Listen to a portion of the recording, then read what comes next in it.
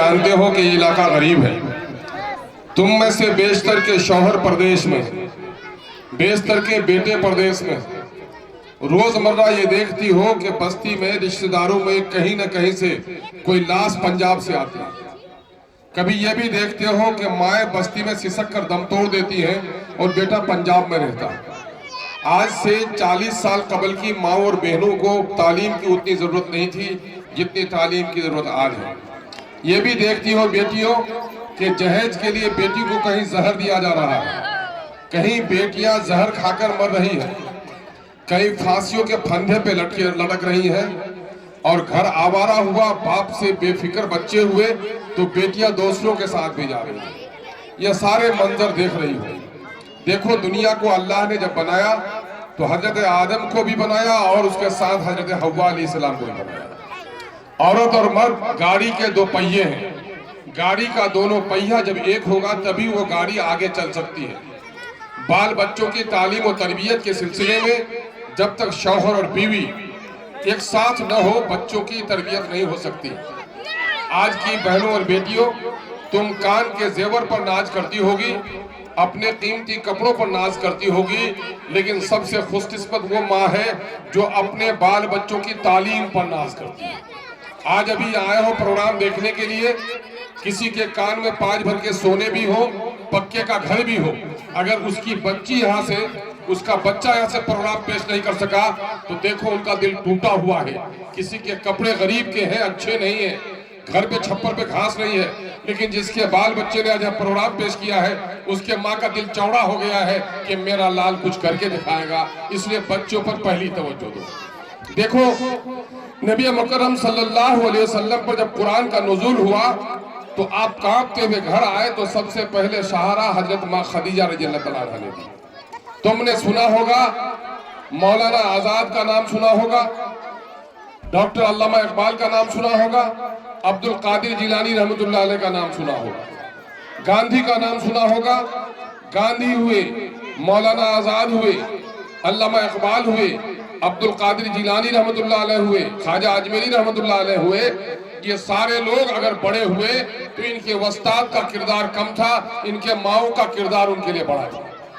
मैं बता दूं कि जब अब्दुल कादिर जिलानी रहमतुल्लाह अलैह पढ़ने के लिए जा रहे थे, माँ ने असरफिया दी थी और नसीहत की थी कि बेटा मुश्किल घड़ी में भी झूठ मत बोलना।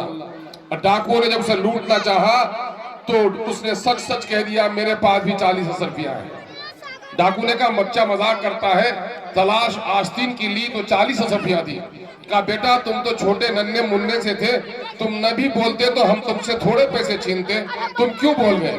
कहा, नहीं, मेरे पैसे छीन लो, मेरे सोने के सिक्के तुम ले लो, मुझे गम नहीं होगा, लेकिन मैं झूठ नहीं बोल सकता क्योंकि मेरी माँ ने नसीहत की थी कि बेटा मुश्किल घड़ी में भी झूठ मत बोलना।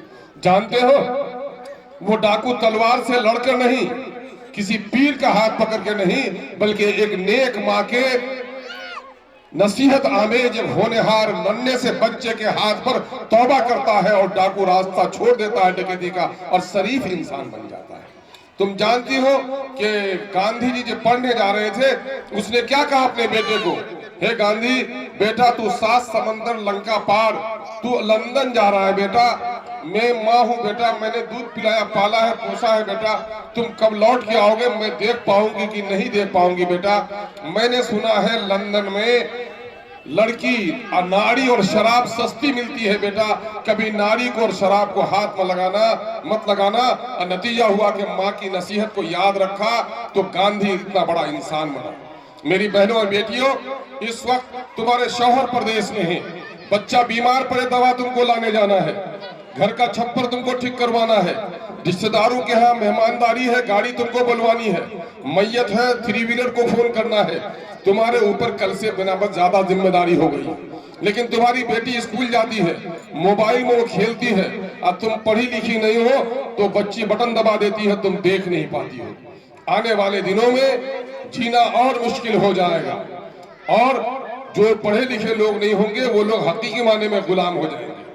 इस वक्त सबसे बड़ी जरूरत यह है कि रोटी के टुकड़े काटो। मैं तो समझता हूं कि रोटी के टुकड़े भी काटने की जरूरत नहीं, सिर्फ साड़ी कपड़े और फजूल खर्ची को काट लोगे तो तुम्हारे बच्चे अच्छे से अच्छे स्कूल में पढ़ सकते हैं। बेटियों ने जो प्रोग्राम पेश किया, मैं बड़ा मुतासिर हुआ। मैं आप तमाम तर लोगों से कहना चाहता हूं कि इस वक्त कुलैया समाज, सुरजापुरी समाज, शेखरा समाज कहाँ है? एक अभी गिनती हुई थी आपके घरों की, अभी 22 तारीख को देखा आपने, पूरे मुल्क में मुसलमान ऐसा घबराया हुआ था जैसा चूहा बिल्ली को देखकर घबरा जाती है। मंदिर मस्जिद के नाम पर झगड़ा कराकर इन बेईमानों ने हमको ऐसे खौफ में मुब्तला कर दिया सियासतदानों में, उसमें कुछ हिंदू भी हैं, कुछ मुसलमान भी हैं। बेटी अभी कह रही थी हिंदू और मुसलमानों के किरदार को देखकर कि इस मुल्क को न हिंदू की जरूरत है न मुसलमान की जरूरत है, इस देश को अच्छे इंसान की जरूरत है। मेरे भाइयों, यकीनन है ये सब कुछ दिल जला मामला है, क्योंकि मजहब का सहारा लेकर लोगों ने हिंदू और मुसलमानों को तोड़ा है। ये बात गलत होगी कि हम इस्लाम का दामन छोड़कर अच्छा इंसान बनने की बात करें। हिंदुइज्म अच्छा हिंदू बनना सिखाता है, इस्लाम अच्छा इंसान बनाना सिखाता है। इस्लाम का नाम लेकर इस्लाम के कानून को तोड़ने वाले, हिंदू का नाम लेकर हिंदू आस्था के विरुद्ध काम करने वाले लोग असल समाज के शत्रु हैं। इस देश को चाहिए इंसान, अच्छा हिंदू चाहिए ताकि अच्छा इंसान बने, अच्छा मुसलमान चाहिए ताकि अच्छा इंसान बने। बगैर धर्म के कोई अच्छा इंसान नहीं बन सकता है, और जो धर्म के नाम पर लड़ता है वो शैतान का धर्म हो सकता है, इंसानों का ईश्वर का धर्म नहीं हो सकता है। आपसे मैं 2-3 बातें कहूंगा कि इस वक्त अभी गणना हुआ है, बिहार की आबादी 13 करोड़ की हो गई है। 13 करोड़ आबादी में किसकी कितनी जाति है, ये गिनती 1931 में अंग्रेजों के जमाने में हुई थी, उसके बाद से गिनती नहीं हुई है।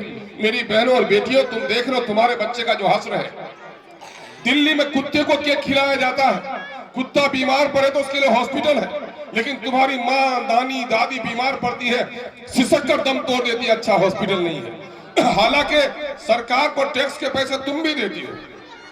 हमारा एक आदमी जूता खरीदता है, सर का कंघी खरीदता है, दुल्हन के कपड़े खरीदे या बाप का कफन खरीदे, इसमें आधे पैसे सरकार के टैक्स पे जाते हैं।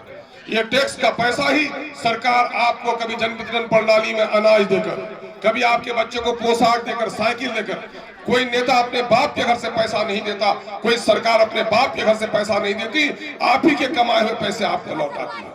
13 करोड़ लोग हैं, इस 13 करोड़ में 2 करोड़ 56 लाख SC के लोग हैं, शेड्यूल कास्ट लोग हैं। सबसे बड़ी आबादी उनकी है, 20% आबादी है। 18% मुसलमान है, 2 करोड़ 31 लाख है।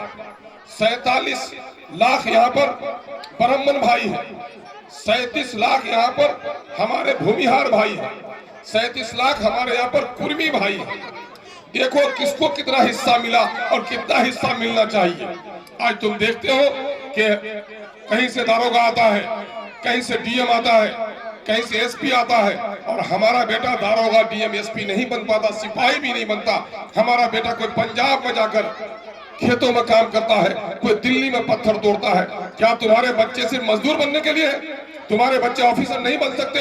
मेरी बहनों और बेटियों, अगर तुमने कसम खा ली कि मैं दुनिया का सख्त दुख बर्दाश्त करूंगा लेकिन अपने बच्चों को पढ़ाऊंगा, तो कोई दुनिया की कोई ताकत तुम्हारे बच्चों को तालीम से नहीं रोक सकती, नहीं रोक सकती। अभी देखो क्या हो गया, इस मुल्क में सिर्फ आजादी का झंडा लहरा देने से, यौम जमहूरिया का झंडा आज जो है, आज जो गणतंत्र दिवस के अवसर पर दूसरे दिन आप खुशियां मना रहे हैं, क्या है गणतंत्र का मतलब? कि सबके वोट की कीमत बराबर, सब बराबर। लेकिन क्या सब बराबर हो? किसी को छप्पर नहीं, किसी को सोने का घर नहीं, और कोई कुत्तों के 56 कपड़े बना रहा है। इस मुल्क को बेईमानों ने लूटा है, और किस तरह लूटा है वो मैं बताना चाह रहा हूँ कि हम 2 करोड़ 31 लाख है, और 2 करोड़ 56 लाख हमारा शेड्यूल कास्ट का भाई है। शेड्यूल कास्ट के भाइयों की नौकरी में हिस्सेदारी होती है 4,02,000। ये जो हारी मुसर कहते हो ना, इनकी आबादी सबसे ज्यादा है। कितनी हिस्सेदारी होती है बच्चों? उनकी आबादी है 2,56,000। सरकारी नौकरी बिहार में है 20,49,000। उनकी हिस्सेदारी कितनी होती है? उनकी हिस्सेदारी होती है 4,02,000। और उनको मिली कितनी नौकरी? उनको मिली सिर्फ 1,91,000, 2,91,000। कितनी नौकरी उनकी चली गई? तकरीबन 1,10,000, 15,000 नौकरी उनकी गई। गई कि नहीं गई उनकी? अब एक बात बताओ कि भूमिहारों की आबादी है 37 लाख, नौकरी में हिस्सेदारी होती है उनकी 58,000, उनको नौकरी मिली 1,87,000। कम मिला कि ज्यादा मिला? कम मिला, ज्यादा मिला। कितना गुना ज्यादा मिला? 3 गुना से ज्यादा मिली। कितनी मिली? उनको हिस्से से 3 गुना से ज्यादा मिली। कायस्थ भाइयों की आबादी है 7 लाख, नौकरी में हिस्सेदारी होती है 12,000, उनको नौकरी मिली 54,000। क्या गुना ज्यादा मिली? यूनिक पब्लिक स्कूल के बच्चों जल्दी बोलो, 4 गुना से ज्यादा मिली कि नहीं मिली? अब सुनो तुम अपना हाल, अब अपना हाल सुनो। ये जो नीतीश कुमार है वो कुर्मी बिरादरी से आते हैं, माननीय मुख्यमंत्री जी। उनकी बिरादरी की आबादी है 37 लाख, उनकी नौकरी में हिस्सेदारी तो 58,000 मिली। कितनी उनको? 1,17,000। कम मिली कि ज्यादा मिली? कितनी ज्यादा मिली? दोगुनी ज्यादा मिली। ज्यादा भाइयों की आबादी है 1,86,00,000, उनकी नौकरी में हिस्सेदारी होती है 2,92,000 मिली, उनको 2,90,000। बराबर मिली कि नहीं मिली? तो सवाल ये पैदा होता है, अगर टैक्स बराबर है तो नौकरी भी बराबर मिलनी चाहिए कि नहीं मिलनी चाहिए?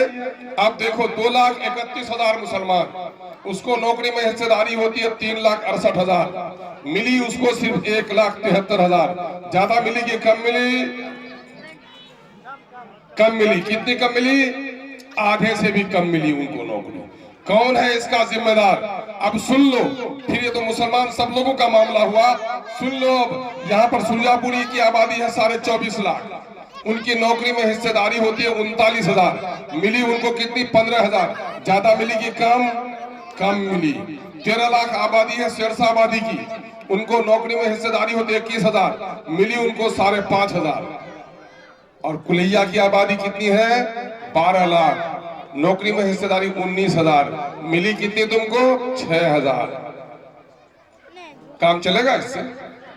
हमारी तुम्हारे वाजिब हिस्सा से तिगुना तुमको कम मिला, ये कैसे होगा? ये